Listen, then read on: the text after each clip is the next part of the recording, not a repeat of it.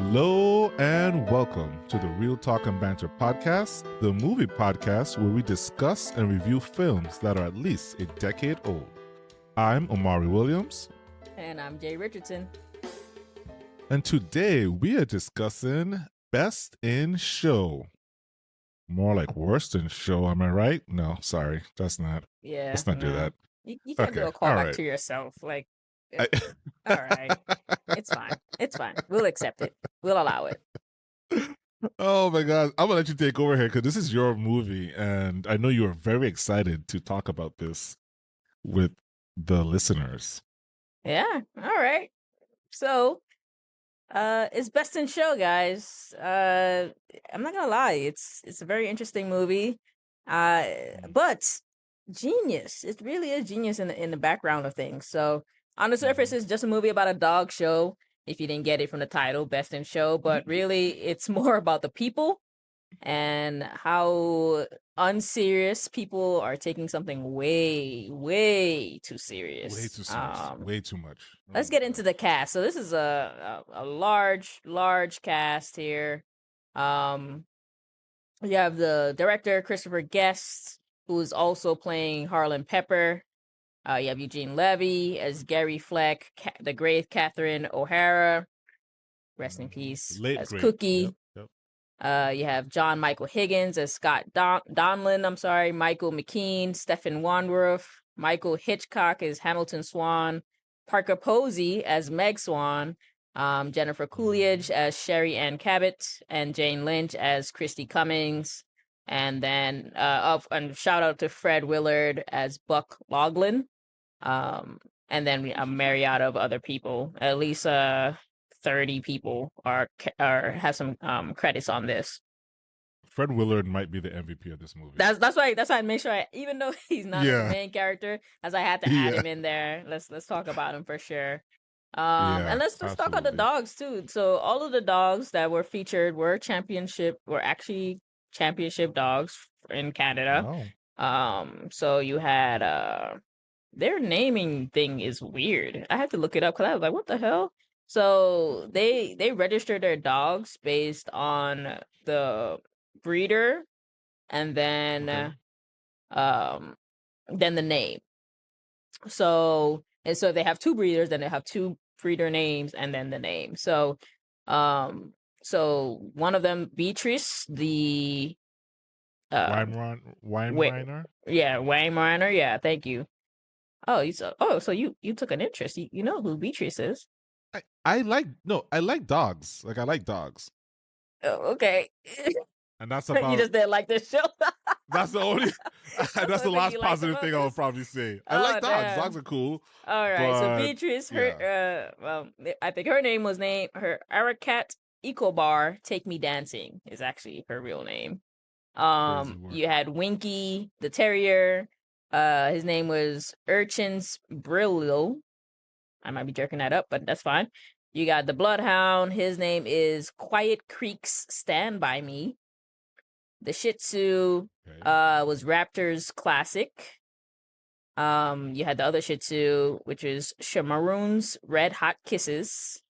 And then you had the standard poodle, whose name in the movie was pretty dope, Rhapsody in White. But his real name is Exel's Desi Does It With Pizzazz. That's a lot. I'm assuming these dogs are probably no longer with us at this point, but yeah, I would think Exel's Desi Does It With Pizzazz was their actual official real name. So you could tell with pizzazz, more like. Hell yeah. I mean, like you said, doing it anymore. Damn. Sorry. Damn. Christy Nome, folks. Yikes. Oh my gosh. This is gonna be a wet dream for her. She's just envisioning all these dogs. Can you stop hitting that woman? She's unemployed currently, okay? So no, she's not unemployed. She got a different position.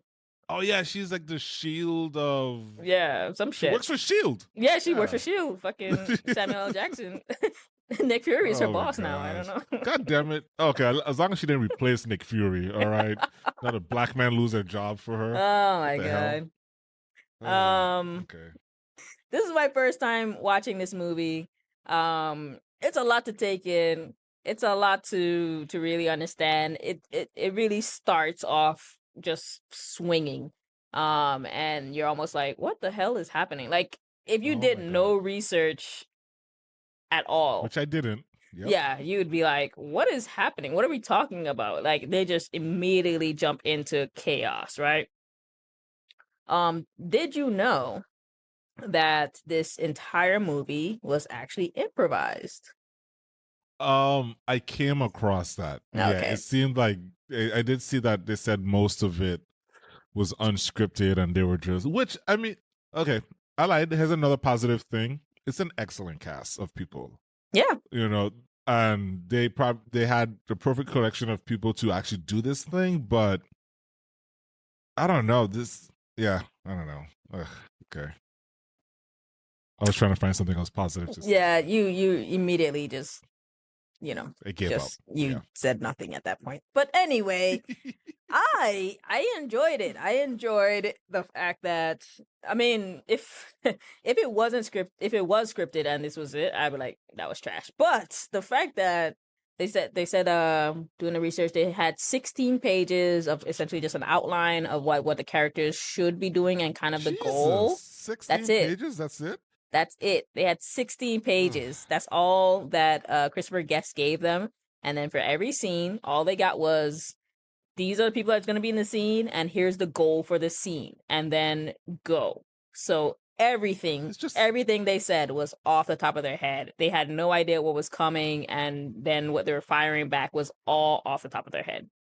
It's just a fucking sketch comedy. Like, it is a sketch comedy. We were watching a giant, long ass SNL sketch. And it was. I don't know, man. It felt like it though. Like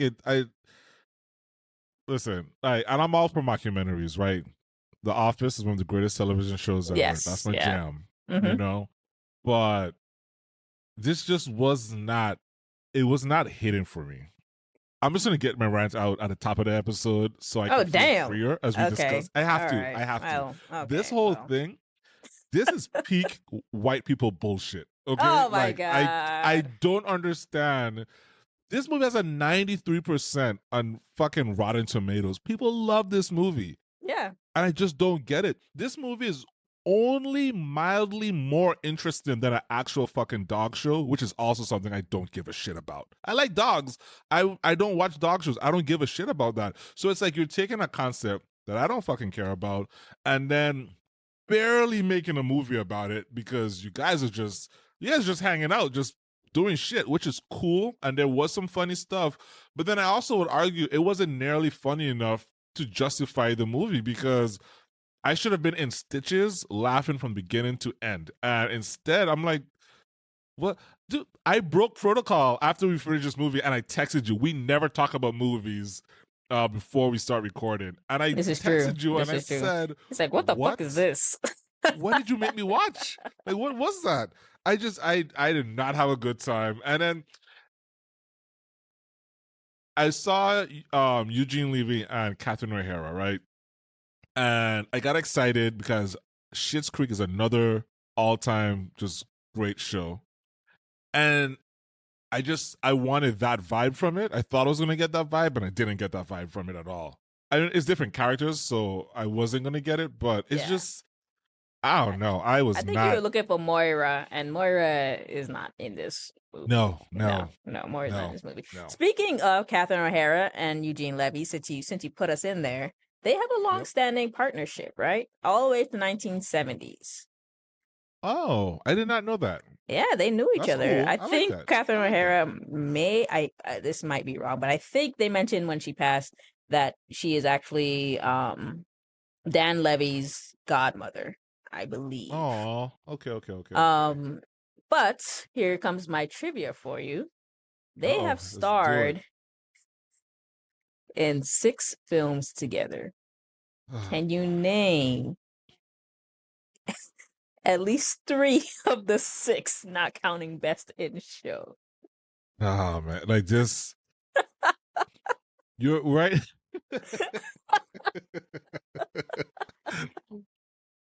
We're in a blind spot for me right now. All right, like these types of shows. All right, let me try. Oh, Nah. Most of these Were are they Canadian as fuck, bro. So what's Canadian as fuck? The movies? yeah. Oh, really? Isn't Eugene Levy in My Big Fat Greek Wedding Thing or whatever? Is he in that? I don't think so. Racist. What the fuck? Oh, He ain't Greek. all He right. Jewish. No, I know that, but isn't that? I don't know what that movie's about either. I've never seen that shit. Oh, so you just threw something out there. I don't even think I Catherine O'Hara's literally, in there. What? You just. I don't know who's Oh in my it. I god. tried to pick a movie that I thought I knew Eugene Levy was in, and then I was gonna just piggyback off of All that. right. Well, I'm just gonna But stop the bleeding. So we got Waiting yeah, for Guffman, never heard of it. 1996, Best in Show 2000, A Mighty Nope. Wind in 2003. Sure, if They you were say in so. For Your Consideration in 2006. I'm You not had considering that at all. oh shit, Club Paradise in 1986, and These are all made then up titles. yep, 100%. And then of course Schitt's Creek, which is the series which you did mention already, so I'll give you that point. So clap, clap, clap, clap, clap, clap, Wow. clap for Schitt's Creek. Wow. You were not prepared at all, and I am sad. No. I'm saddened. Well, So hey. we're gonna move on here. All right, so we got Yes. Christopher Guest who directed it. This is his Did you see lane. he's like a lord or some shit? Did you see that? Or he A was lord? a lord for a little No, bit? I didn't see yeah. that. Mm-mm. Oh my god. Yeah, he was the lord hating guest for like a period of time. I almost fell down this rabbit hole and I was like, stop. I don't care enough. So I backed out of it. Oh, But I missed that. he was British. He was like British royalty adjacent or something. I don't know. It was very interesting. And then he's married to Jamie Lee Curtis, which I was like, oh damn. Oh Like, a shit, long I time. didn't know that either. From 1984. Yeah, I don't know why that this guy got obsessed with him for a little bit, Yeah, and I had to stop. you the should have hit me research. with But that. yeah. I'd be like, I don't know. Like, what famous actress? I'm like, who? I don't know. I did not look into him at all. I didn't see that, except for I know that he also directed Waiting for Guffman and A Mighty Wind. So the three of them have done a lot of projects together. Christopher Guest, Eugene Levy, and Catherine O'Hara. So yeah. Let's get into the characters, which you apparently hate. Each person I don't know represents any of their names. a different type of personality you see, but almost to like an extreme. So you got the flex, Yes. that's Cookie and Mr. Two Left Feet, just regular middle class That people. was funny. I was That like, was I don't know funny. how you didn't. I mean, I wasn't okay. So No. I wasn't I'm in not saying the movie stitches the wasn't whole funny. time, but there were some Yeah. definite like, There laugh out were. loud. I'm not saying the movie was completely unfunny. It was funny. It had a lot of funny moments. Yeah. But I think like my confusion and just disinterest outweighed some of the funny moments. But That's fair. There were some legitimate moments where I was like, "Holy shit, that is funny as hell." That's fair. Which was the Two Left Feet thing. Yeah. So actually, that started out as it was just supposed to on the script. It was just supposed to like be a figurative thing. That you're just a clumsy person, but Eugene Levy took it literally and worked with the costume design team to actually create a shoe that, even though it was technically right, it looked left, and then he did this kind of shuffle walk to actually make it look like he had two left feet. That's dope. I like that. All right, that's cool. Oh, okay. So a point here, point there. No. Hey, Still, you're gonna be doing a lot of heavy lifting. I'm trying. My score's already in. So. Oh my god, Jesus! I was hoping. Oh, all man. right. So you got the flex. They're middle class people struggling. They have a very messy. Well, at least one of them has a messy past with Cookie and her several exes that. Hundreds.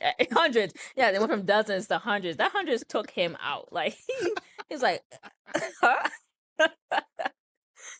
and it was proved everywhere she went. She ran into an ex who brazenly ogled her, kissed her. Oh my god! A hit on her with her husband literally right by her side, and I don't know. What are you doing in that instance? Your spouse, everywhere you go, some guy rolls up and is like low key caressing her in front of you. That's on him, man. Like he knew, because it sounds like he knew. I mean, I don't know. He said dozens when they were doing the interview, and she corrected him to say hundreds. Well, he said he didn't know. I don't know how you didn't know. Like, how would you not know that your girl's, a squang? I don't know. I'm surprised you That's not didn't him. shout he was a cook because that's your thing. But I felt bad for him a little bit, man. That's tough. Like she got bodies. She got bodies, and he's just like fucking hopeless. He should have fought. Was that Will Sasso's character? He should have fought him when he fucking tongued her down in no, front that of wasn't his Will own wife Sasso. too. That was Oh, who was that? Oh my god, I don't remember his name, but that's not Will Sasso. But yeah, I gotcha. Okay. Yeah, that was Yeah, that was whichever. beyond disrespectful. Like I don't know how he didn't swing. He should have fought. Yeah, he should have fought. So that's when he became a cuck. When it's just like, all right, well, this dude is just sticking his tongue down my wife's throat, Yeah. and I'm just gonna sit there bewildered. And then he talked about homeboy's wife's delicious, luscious breast. She like, looked "Oh, so thank happy you." though. Yeah, she was like, I've never been complimented in my life. She took her sweater You're right. That was off not and Will shit. Sasso, because that was the interrogator, the negotiator guy, and I'm sorry, I didn't mean to switch on you, but it just took me to that scene at that table when he was talking about being a negotiator, and there was like, "How is that?" And he's like, "Well, they all jump ultimately." That's what no one tells you, is that they always jump. But this last case was especially brutal. And then they go outside. The son is out with the dog on the roof, and he's like, "I'm gonna stick a pencil in your eye, you little shit." I'm like, "Oh my god, is this your negotiation tactics right here?" Yeah, that doesn't help at all. That whole scene was a funny bit. I loved it. I would die, especially for the fact that they supposedly, improvised that whole thing. Like I have that there. Yeah. I have that note. He said, "I'll gouge your left eye out with my thumb. I shit you not, you little freak." I was like, damn. Which I also have the note, that kid does look like he's gonna be a serial killer at some point. So he's already buried a few pets in the backyard. I'm positive. 100%. So I wouldn't, the little freak. I didn't feel bad. I felt like, hey, he should probably be committed at this point because stuff is going on in that house. But how much of that is because the father is a fucking psychopath? Because that's not like a repressed psychopath in his own right. Yeah, as I said, something's going on in that house. Like, something's going on in that house. Dark story. Yeah. So you got where were we? So you got middle class people, they're barely holding together. You got the Swans, which are super neurotic and uptight. They're rich. They're projecting all the issues onto their dog. It even has its own therapist in which they speak for it. The beginning scene with them starts out with the dog is apparently depressed because the dog watched them have sex at some point, and now they're trying to figure out how to get the dog out of depression. The dog probably just wants to be left alone. I don't know. But yeah, that's them. Then you got Harlan Pepper, which he was one of my favorites. I liked him. He got a little weird towards the end. I don't know if they were just like they ran out of time and they're just like, just do whatever. But Harlan Pepper is the guy for the Greyhound. Okay. Yeah. So he was a country dude, just simple, traditional, family legacy type of guy. Generally, he was too busy directing, so he probably cut his scenes, or he was just like, I don't have time for. Maybe, probably. Yeah. Then you got Sherry Ann and her trainer, and then Scott and Stefan, who are out there just living their best theoretical life, like they already won. I could have used more of Sherry Ann and Christy, Jennifer Coolidge and Jane Lynch. Oh my god, Jane Lynch is definitely top tier comedy and always has been. All time, 100%. Every time she was on the screen, I died. I was like the intensity she brought to her role. Exactly. It was good stuff. It was good. She brought up that line when they were kind of doing the interviews of their different personalities, and she was like, "Oh, I'm the disciplinarian," and Jennifer Coolidge character, she's the love giver, and she's like, and it worked. It worked for my family until my mom committed suicide in '81. I was like, I died. I was like, no, she didn't crack a smile, nothing. She was just like deadpan. I was like, okay, next scene. Jane Lynch is a fucking pro. She is so good, so good. But yeah. Yeah, and the dogs are just kind of extension of who these people are, and that's what the movie is really showing. So we finally get into, I think, the guy who stole the scene unexpectedly, which was Fred Willard and the Yep. commentary. And this Yep. guy is confident but wrong about almost everything. Like, Everything. and it makes it so much funnier. Like, oh my god. Like, all right. So yeah, we got Fred Willard's character who's a commentary or commentator, I'm sorry, for the actual dog Color show. commentator. For the actual dog show. And yeah, he obviously, I don't think he know what a dog is, to be honest, but somehow Listen, he's on the but show. I felt like he was in a lot of ways a surrogate for the audience, you know, for like us watching, Yeah. because it's like everyone else around him is taking this shit so seriously, and he's like, guys, we just have fucking dogs coming out here, and that's how I felt watching this movie. Everything Fred Willard said, I was like, yes, it was too. And then who was sitting across from him? Whoever was sitting next to him, in the commentary, The British dude, yeah. Yeah, just being a straight man the whole time. All he had to do is be the straight man and just let Fred Willard just cook and go to work. And it was a very good pairing.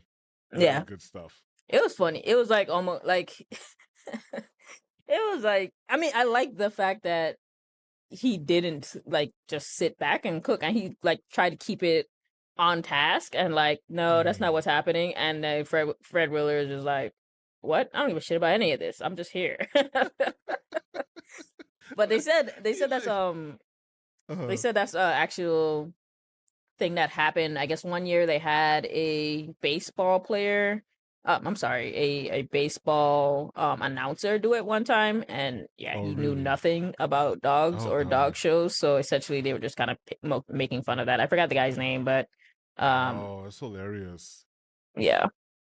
What were you gonna say? I'm sorry. That's too funny. No, I was just thinking back to some of his lines when he asked, like, do you think like, you know, the German dog versus the Chinese dog versus the French dog, like, are they speaking different languages? Right. He said or is wolf, it or is it wolf? I'm like, I'm sorry. We're supposed to have a French wolf versus a German wolf. Like, what is that? He went in a rant about miniature dogs, and he's like, how do they get them so small? Like, is it a puppy or is it just a small dog? And like, you think you would want them full size, right? Right. You think you want them larger, right? Like, Mans doesn't know what a dog is, but somehow he's a commentator there and just doing his thing. At a very prestigious event, and he's the commentator. Yeah, that was too funny. Oh my gosh. But yeah, everything he said just really, and he was like almost the back half of the movie by itself. Correct. Yeah. So they couldn't actually film a real dog show, so they actually created that whole thing from scratch. They brought in the real championship dogs, the trainers, and everything, and built that little set there. I'm like, is that worth it? Like, that's got to be so. Like, the only thing worse than like child actors are fucking animal actors, you know, like you gotta have the trainers, the handlers, and all these safety stuff or whatever. I don't know. I mean, I presume these guys, people are all friends and they're having a good time. I don't know how much money, because the budget was only $10 million. And I gotta imagine a lot of that was eaten up by, you know, the dogs, the trainers, the set, you know, getting the location. So I'm like, did these guys, they could not have gotten paid very much to do this movie. That's my assumption. That they pretty much just did it, I don't know, not pro bono, but not what you would expect some of these people to make, you know? Yeah, Did but you see anything about that? No, I didn't see. I actually, Mr. C forgot to look up how much it actually made, so I have no idea. It only made $20 million. Oh, so they lost? Wait, how much you say it made? No, it was the budget was $10 million. Oh, so they made $20 million out of it. Oh, okay. Yeah. They doubled. Yeah. They doubled. Yeah, so that's cool. Yeah. We'll do it. But yeah, I mean, yeah, I think they were just there to just like hang out. I mean, they shot over 60 hours of footage, and they were just shooting, and they just cut it down to this hour and a half or whatever. Yeah. So you know, I don't know. I thought it was worth it. But they said the dogs were actually the most, the most professional. Everybody else was just like cracking up and just full of jokes. That's hilarious. I guess so. Those are actually those are trained professional dogs. trained dogs. Yeah, so like yeah, they didn't yeah. miss a Like, cue. They didn't bark out not a turn. movie dogs. Yeah, they're actually they compete for a living. So Yeah. I guess it was pretty easy. So the dogs were actually the dogs were pretty good. But yeah, the people were just kind of all over the place.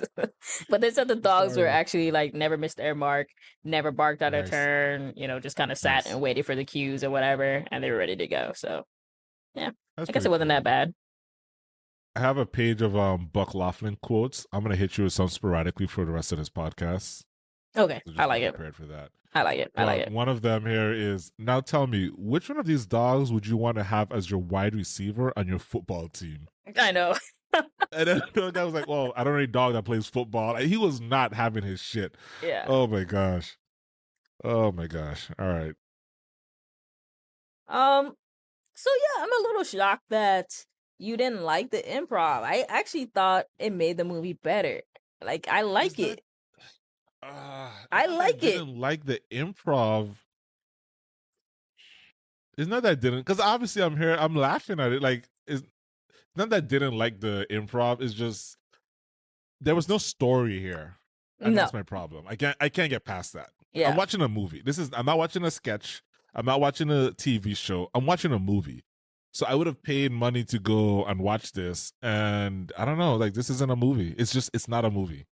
No. It was, it wasn't a movie to show like, hey, beginning, middle, end. It was just, well, I mean, it had it a little, but it also just kind of showed more the barely fine, but it had it. It was just shit. You had a winner. Stuff was just. You had a winner. That's all that matters. Sure. You had a winner. Sure, I guess. Like, did you care about the winner? Were you like, yeah, at the end or anything? I mean, I didn't like exclaim or anything, but I was like, oh, okay. I mean, I didn't think. I thought the Greyhound was gonna win. For anyone to win. I wanted the Greyhound to win. The Greyhound was. I thought the Poodle was gonna win. I think they're gonna take it away from her because they were building up so much. So I was like, it's not gonna be the Poodle. That's true. I thought it was gonna be the Greyhound to come back because I think that was supposedly his first time, in the movie competing. So I thought, and the Greyhound was very pretty. I was like, oh, they all. I mean, it was gorgeous dogs for sure. Yeah. But yeah, they apparently a lot of professionals said that the movie was very accurate. Like it's inspired by the real elitist dog show culture and all the things that you saw, things that really happened. Like these people who lost their shit. I mean, she lost her shit over the dog toy being missing. I mean, like. That was Parker Posey, right? That she was in her bag with that one. Parker Posey was good as well. Like, I mean, all these actors are really good. All of them are good individually, and they were good together. I guess my only gripe, and it's a big one, is that there was no story here. So there's no story. Like, why are we doing this? But it was funny. It was funny, and they all did a really good job. Yeah. Okay, that's fine. I could take that. With that said, but did you feel like you learned anything about the world of dog shows? I still don't care about dog shows. Oh my god. I actually watch dog shows. Do you? I mean, it's not like I've never seen like the Puppy Bowl or anything. First of all, Puppy Bowl is not a dog show. Stop it. It's pretty much the same thing. It's not. It's hours of. What does the Puppy Bowl do? They try to make They played at like the Super Bowl the same day of the Super Bowl, and I try to do touchdowns. Oh, maybe I've never seen a Puppy Bowl then. Anyway, I've seen commercials for it. Sorry. I thought it was another show. I've seen some of the Westminster show and stuff. It did not pique my interest. It just further solidified that like this is why people things, and while they can over here care and stress out about their fucking dogs hitting the mark and shit, the rest of us have to like, live real lives and get jobs and do things. This is bullshit. It's all bullshit. So yeah, they didn't have any black characters. at all. No, There was zero. like no, there was no black people there. Yeah, not even not even people in the background. There were like zero black people. No, like, where were they? No, because but then at the same time, it's like I didn't need any black people in this because that'd have been so fucking unrealistic. Because we don't give a shit. Well, I guess you care, but let's say, I kind of like, I kind of like dog shows. Yeah, that's fine. I'm sure some black people like dog shows, but it's just if this was, I don't know, if this was about something I actually cared about, then maybe I would be higher on it, But I just, no, it didn't. I didn't learn anything. It was just, it just reinforced that these are some great actors and they're comedians. And that was cool watching them do their thing. But nah, I'm good. Could you be friends with someone like a Harlan Pepper? I mean, he spent like a good 5 minutes explaining that nut joke. Like, would you have cut him off, or are you trying to let him finish that story? Oh my gosh. So it's weird, right? So I end up in these situations where people just try and talk to me. And especially like old white people, they'll just start fucking talking to me, and I'm like, why is this happening? And I had to tell Risa about it because she's the worst, because she never engages or helps. She just sits there, or she just retreats from the situation, and I'm left there to kind of handle it, right? So we were gonna get Janera's passport a few weeks ago, and we're all standing outside because passport office sucks down here. But we're outside waiting, and this old white lady is just she's there, she's waiting. She's standing at all the wrong places. First she's standing in the middle of the walkway, then she's standing in front of the door of this other office. She's had to move 3 times, people trying to go in and out the door. And then she's standing way too close to me. So me and we started talking, and next thing you know, I see this fucking old gnarled hand just shove a phone in front of my face, and I was like, what the? I was like, hey. And she's like, look at this. And it's a picture of her granddaughter or something. Oh my God. Oh. I'm like, oh, okay. And Risa just puts her head down and she just disengages from the fucking situation. I'm like, are you serious right now? So she abandoned you immediately. Immediately. So I'm like, all right, hi, oh cool, that's nice, how old or something. And then I disengage immediately. The fucking lady starts poking me, oh, look at this. And I'm like, oh, we're still doing this? Do you know this person? No, I've never seen her before in my life. Oh it was a whole thing. Jesus. Whole thing. Fast forward to this past weekend, Janera just got baptized. This is a baby's fault because the baby's attracting all this unwanted attention. Actually. Yeah, 100%. Blame the baby. We're at a brunch buffet thing or whatever, having lunch. And it's me, Risa, Malachi, Janera, and Risa's mom. And this lady, this old white lady, comes over and she said, oh, how cute is that baby? Now, mind you, she's in her car seat. She's not even facing that direction. You can't see the baby. And then she's like, is it a boy or a girl? And I'm like, it's a girl. And Risa's here eating her damn food. Just starts I'm like, what the hell? Help me. Help me in these situations. Oh my God. And she just stands there way too long, just trying to small talk about, oh, y'all look nice and this and that. I'm like, all right, lady, keep it pushing. This is. So to answer your question, I would probably entertain that shit for way too long and be upset because the people around me abandoned me and didn't assist me in getting out of the situation. 100%. So yeah. 100%. Yep. I now that you're saying that, I can see me with you as a kid.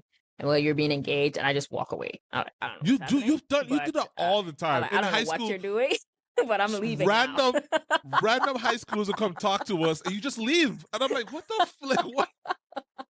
I don't know what you're doing, but I'm leaving right now. Dude, so I don't feel like I have that much. I don't feel like I have a welcoming presence all the time, not on default. And people just try and talk to me. I don't. Yeah.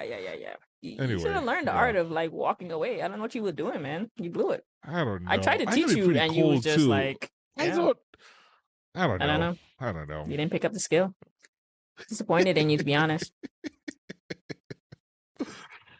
Yeah. So, what is there to say about this thing? What? Go ahead. What else is there to say about this thing? I don't know. I think that I liked it. I thought it was funny. I thought it was funny That's enough on first watch. Do you think Would you that watch it if you again? watch it, I wouldn't watch it again. But I mean, I got it. Like if it was on, I wouldn't like this stupid movie. I'd watch it, but like I also Yeah, wouldn't go you would let it looking play in the for it. background. Yeah, I wouldn't go Okay, looking I agree for with it. that. I agree But with like if that. it was on at like a doctor's office and stuff, like I'd watch it. But yeah, I'm Agreed. not. Agreed. Um, so you think it'd be funnier like on a second or third watch, or you think this is just it? It could be. I could see it being funnier on the second watch, especially with me already knowing it's a mockumentary, especially me knowing what to expect coming into it. And my expectations have been just wiped away because I know what it is. It could be funnier on a second watch. I'm not going to watch it a second time to confirm that, but yeah, it could be. Let me ask you something. Yep. How much weight do you think I could bench press?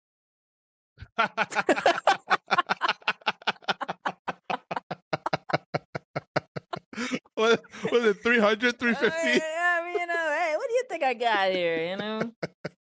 Our listeners who haven't watched it be like, "What the fuck? Why did they crack up like that?" Take a guess. Yeah. Oh my god. See, I'm Oh not the my only one with God. little tidbits here. I got mine written down too. Oh my God. Man's just cooking. 315 pounds at my top game, maxing out at 500. Come there on you now. go. There you go. Oh shit. Oh my Oh god. my gosh. There's also. Go ahead. I'd be hard pressed in this category to pick my favorite, but I think the Shih Tzu is a terrific dog. Which one is that? The Shih Tzu. You don't play around with that name, do you? It doesn't come tripping off the tongue. Stewardess, can I take a little Shih Tzu on my carry-on? Or does it have to be smooth?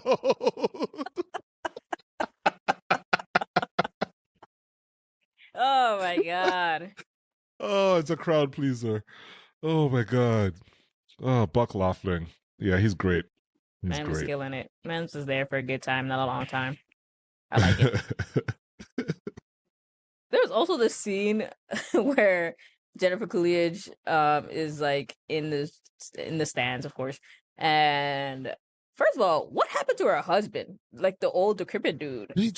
I think he died off screen or something. Is that what happened? I don't know. I was like, that guy again. Man disappeared. Like she rolled him in one time and then he left. And I was like, I know he didn't walk away. Like what the fuck? I think whether or not he survived to the end of the dog show is debatable, but I know for a fact 6 months later, he was gone. He was gone. 100% gone. Definitely. 100%. Definitely. But anyway, so there's a scene where Jennifer Coolidge is in the stands, and she has this big pink thing in her mouth, and I thought it was her freaking tongue until she bit it, and I realized it was a cookie. I don't know why, but I was rolling. Like I just thought it was the funniest thing I've ever seen. Like it just looked like her tongue. Like what the fuck? She bite her tongue? Like what the hell? That's a fucking cookie. It's like that. Oh my god. But yeah, she parts definitely. Of this movie was them just doing random shit. Yeah, I think they just just had them doing random shit and just point the camera randomly, and it was like, oh, caught something funny, and it was like cool. Yeah, but yeah, I'm pretty sure they decided to use the footage or not. Yeah, I'm pretty sure they killed him like off screen for sure, and they were just like, yep. He was old, whatever. Oh my gosh. So, I mean, I think I already know this answer, but I'll ask anyway. So, who stole the movie for you? Yeah, I guess it's definitely Fred Willard. I'm sorry to jump your question earlier. Fred Willard, as Buck Laughlin, all his commentary stuff. Every time he popped onto the screen, it was very helpful for me. If I had to give you a non-Buck Laughlin, non-Fred Willard answer, I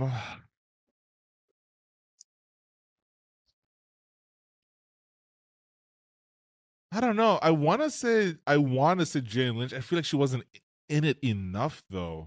That's fair. That's a good point. Yeah. I like the Parker Posey stuff. I like that whole extended scene when she was looking for the toy. That was pretty funny when she was in the hotel room and when she was talking with the guy in the pet shop, and Man's I is need just like, a I'm just trying to help bumblebee. you, ma'am. I'm just trying to help you. It's like, you don't help me. And she picks something. He's like, this is the least like a bumblebee that you could fucking pick. Like, this one's striped. This one squeaks. She He's just pick a like, parrot. He's like, what is this? like, that's not a bumblebee. And he's like, oh no, I know, we know that, but to the dog it doesn't matter. And she's like, what? Like, are you stupid? She was so upset. That was a good performance. I like that. Yeah, I would have Who do you to. have? That's close. I like her too for sure. I'm still gonna stick with Harlan Pepper. I liked his deadpan and like funny. You know, that's always my guy. So I liked him. I mean, again, he kind of disappeared, and mainly probably because he was directing, but in the points that he was in, yeah, definitely. But I think that if Jane Lynch was in more scenes and had more of a bigger presence, I definitely probably would pick her because she would have been an easy answer. She would have ate that up for sure. 100%. But yeah, that's just obviously Fred Willard is it, but yeah. I didn't find anybody in the movie to be normal. Like, no one they interacted with was any bit of normal, which is just so fascinating to have a cast full of people and nobody is quote and normal subjective. I'm not trying to put anybody in a box, but still, there was just like no one.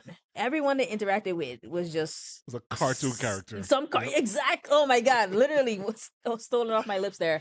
Like literally a cartoon caricature of a person. And it was just like, but it was funny. It worked. I don't know. They had to do that to make the movie watchable. Because if they didn't do that, then it was like, what is like why?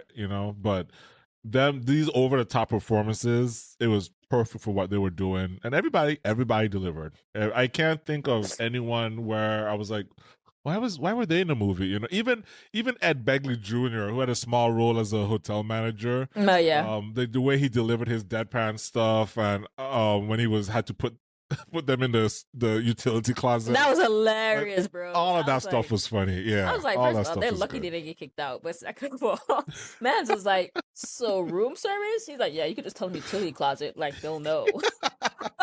He said, well, that's a good thing. You're like right next to the kitchen. So yeah, you just head over with your little menu and, is there a bathroom? He's like, oh, yeah, if you go 2 floors down, it's the lobby. It's the bathroom lobby. Like, you just use that. You know what? Use that.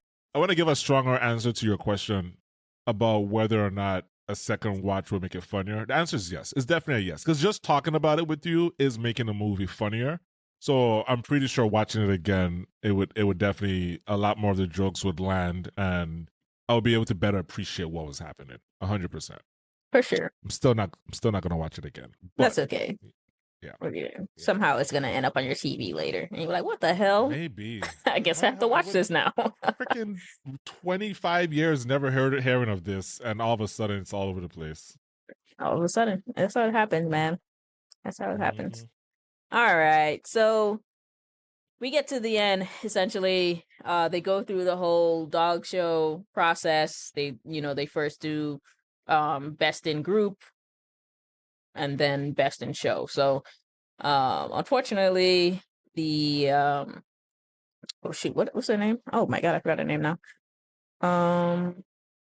The Swans, their dog is immediately eliminated, disqualified, because the dog decided to stressed out. Dog is very stressed out because their owners are crazy. So the dog is just wilding and gets kicked out. So they don't even get to compete at all. All the other main characters, their dogs make it through the group, and now they're showing best in show. And we have the unlikely winner when Catherine O'Hara decides to trip on air. What? How did she fall down? I don't know what happened. So when you read about the plot online, it says that her knee got dislocated. That's what they were trying to. Yeah, but wow, she just was on the floor all of a sudden. Like, it just popped out. Okay, all right. Well, Cookie Fleck mysteriously dislocates her knee. That means she cannot show their dog, the terrier. So Jerry Fleck has to come in, and he's walking around with his 2 left feet. doing a thing that he's never done before, and he wins. He wins it all, and he looks super shocked. I don't know if he didn't know they were going to make him win. He looked genuinely shocked, and I know actors are actors, but I don't know. It looked genuine to me. Hey, that would be interesting because a big part of it, they were talking about how these dog show things are very subjective. What if they didn't decide the winner until they were filming? Right. All right, let's rate this thing. For any newcomers, we rate our movies based on 5 categories: plot and writing, acting, casting, production, cinematography, music and sound, and cultural impact. Everything is rated on a scale of 1 to 10. Jill, what do you have? Plot and writing. For plot and writing, I gave it a solid 0. A goose egg on this one. What? I was like, damn.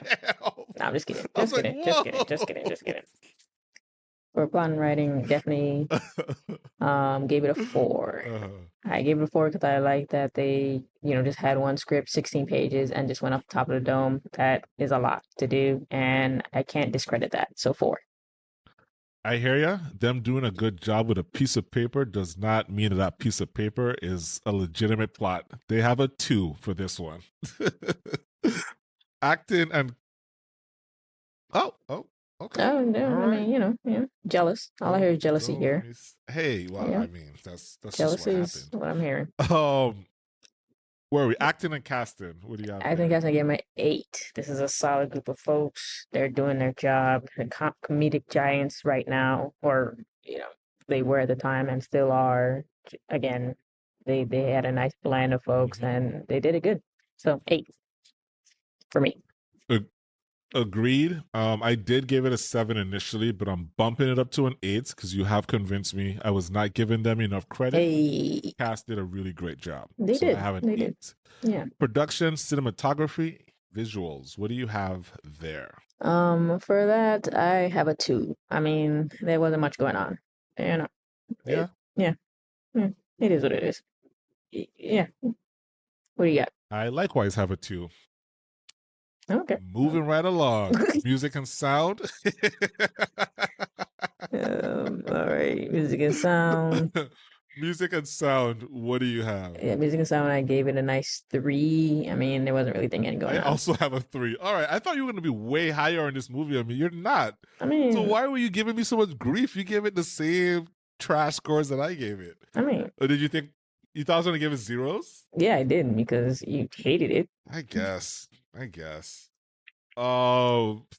Final category, cultural impact. What do you have there? All right, so for cultural impact, I gave it a 6. I mean, you have a lot of folks, especially for Canada, maybe not as big here in America, but a lot of those actors and actresses are Canadian. So I think it's more of a impact there. But I'm gonna give them the credit. Thanks. So I gave him a 6. Wow, really juiced your score there on that one. So I was initially gonna give it a 2, but when I was doing a little research last night / this morning, I did see that it kind of influenced this 2002 dog show that they do. I don't know, whatever. I bumped it up to a 3 because of that. Yeah, I can't go any higher than that. Okay. Yeah, that's it. Yeah, that's fine. So this oh my gosh, this is by far our lowest rate. Is it by far? No. What else we have low? Okay, so you have a 4.6 and I have a 3.6 for this. 4.6 this is tied for our lowest score, which we both gave White Chicks a 3.6. But you're higher on that. So yeah. Okay. So you did put this above White Chicks. You did. You know what? You also gave Fern Gully a 4.6. So you have this in the same level as Fern Gully. Red Eye was a 4.8. So you have it in the Red Eye, White Chicks, Fern Gully kind I can go range. with that then. It is what it is. I guess. Yeah. All right. Well, hey, that was best in show, people. I hope you all enjoyed it. That'll do it for our Real Talk and Banter on Best in Show. To connect with us, to give us some feedback, or just say hello, email us at realtalkbanter@gmail.com. That's REEL banter@gmail.com. Thanks for listening. I don't know what to do here. Is this something I should say? Maybe How no. are you always unprepared for this? I don't know. It's just not natural. I don't know. Like bark or something. Like Jesus. No, that was okay. All right.